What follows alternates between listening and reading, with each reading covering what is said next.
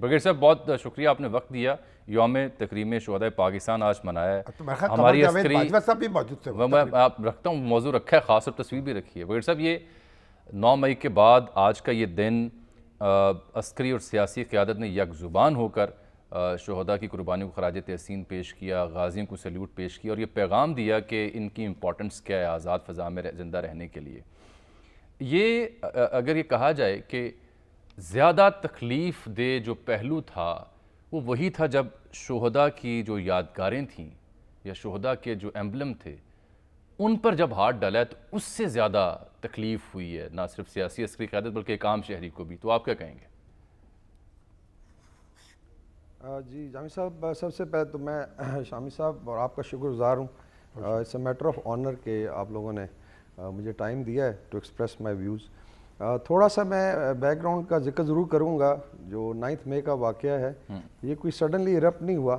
میں نے اپنا ایک انالیسس کیا جو چھپا بھی 3 دن پہلے ایکسپریس ٹریبیون میں. میری بیگم بھی لکھتی ہیں ساتھ، تو ہم نے جوائنٹلی لکھا تھا P T I's hymns of hate and unfortunately that's how we feel it.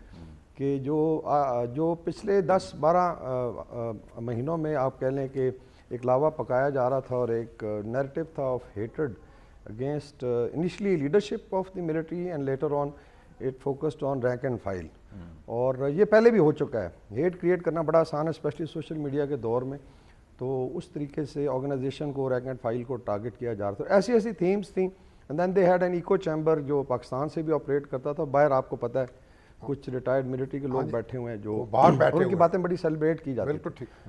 Exactly وہ جو تھا آئی تھنک انفارمیشن جی ایگزیکٹلی انفارچونیٹلی ابھی چیزیں باہر آئیں گی کہ کس طریقے سے ان کی یہ چیزیں شیئر ہوتی تھیں گروپس میں اور کتنا مذاق اڑایا جاتا تھا. بٹ لیٹ سے 9 مئی پہ آتے ہیں. So it was now translation of that information domain میں جتنا کام ہوا ابھی اس کو فزیکل وائلنس میں کنورٹ کیا گیا. اور اس پہ بھی ابھی آئی ایم شیور جب ٹرائل شروع ہوگا تو چیزیں سامنے آئیں گی وچ از ویری ویری انفارچونیٹ. اور آپ نے صحیح کہا کہ آٹے کے ساتھ گھن نہیں پسنا چاہیے بیکاز اس میں جو یوتھ تھا وہ بیولڈ تھا اور this was used by the leadership. تو I think that is one. پھر آپ نے جو بات کہی اس میں آئی تھنک ہمارے ایک کیپٹن اسفنجار ہیں شہید اٹک کے اور سورڈ آف آنر بھی تھے اپنے کورس کے, اور ان کے والد صاحب نے اٹک چوک کی ایک لگائی تصویر جہاں پہ ان کے مونومنٹ کو وینڈلائز کیا گیا. جی بالکل, کہ کیا اس لیے میرے بیٹے نے قربانی دی تھی کہ یہ دن. تو آئی تھنک جو آپ کی بات ہے وہ this was the turning point. بالکل ٹھیک کہ جب آپ شہداء کے لیٹس سے مونومنٹس کو وینڈلائز کرتے. اچھا it is all over universal ہے, تھوڑا مجھے ٹائم دیں گے.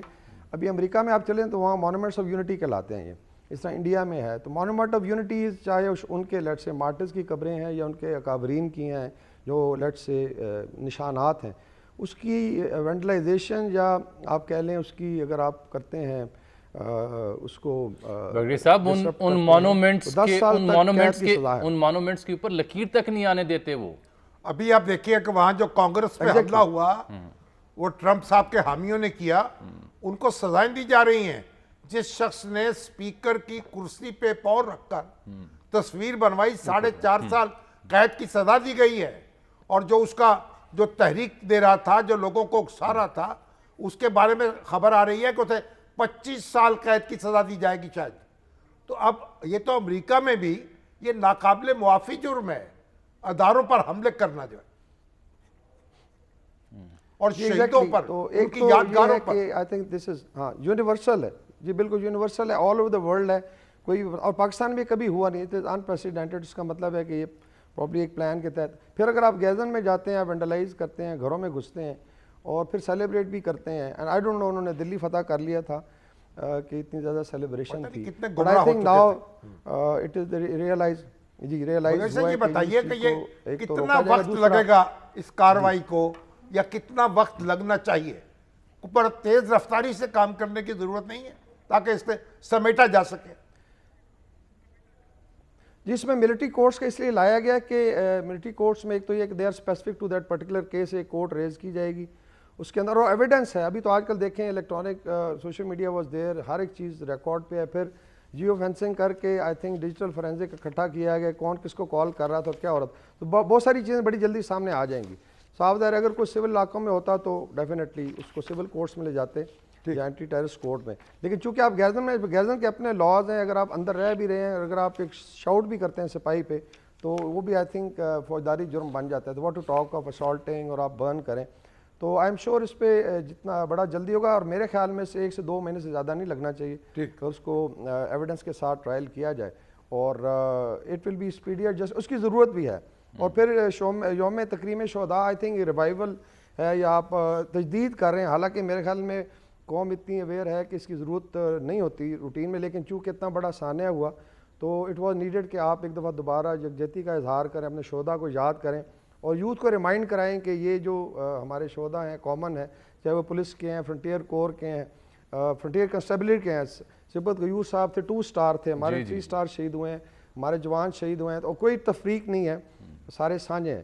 تو I think that is very important. ابھی ریسنٹلی جنرل سرفراز شہید ہوئے ایک حادثے میں, سوسائٹی کا بھی ایگزیکٹلی.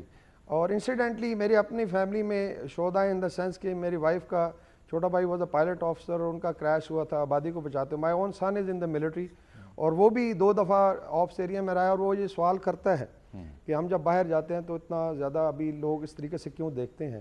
لیکن آئی ایم شیور یہ چیزیں ابھی پیچھے رہ جائیں گی, and we have to move forward. اور شاید قوم کو احساس دلانے کی ضرورت تھی, اور بڑا اچھا رسپانس رہا ہے, اور چیزیں آئی ایم شیور بہت جس طرح 9 مئی کے بعد ویر صاحب عسکری اور سیاسی قیادت نے سانحے کو ٹیک اپ کیا ہے, اور اس کے بعد اب جب ملٹری کورٹس میں ٹرائل ہوگا, جس طریقے سے اس شے کو ٹیک اپ کیا گیا, اس کا میسج ان عناصر یا ان شرپسندوں تک کیا گیا ہوگا اب تک کی پروسیڈنگز کو دیکھتے ہوئے؟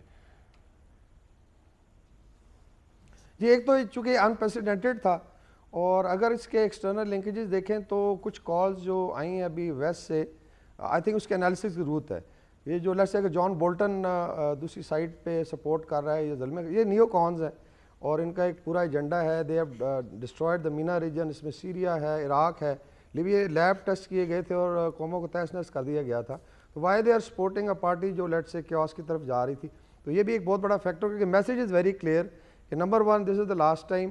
اور اگر فوج نے ریسٹرین شو کیا یا لاہور گیرزن نے, اور مے بھی ڈیزائن واز کہ اتنا بلڈ شیڈ ہو جائے خدا نہ خواستہ کہ خون کی ندیاں بہہ جائیں, اور اس کے بعد سو کالڈ جو ریوولٹ تھا وہ آ جائے. تو اگر ریسٹرینٹ بھی ہوا, اس میں فوج نے اپنے اوپر ڈینٹ لیا, کریڈیبلٹی پہ بڑا مذاق اڑایا گیا کہ یہ ایک نیوکلیئر پاور ہے اور یہ دیکھیں ان کی کیا حالت ہے. لیکن I think this is the last time, and I am sure لوگوں نے بھی انڈرسٹینڈ کیا ہے, اور جیسے جیسے چیزیں موو کر رہی ہیں message will be very clearly communicated. ٹھیک, بہت شکریہ جناب برگیڈیئر وقار حسن صاحب ہمارے ساتھ شریک گفتگو.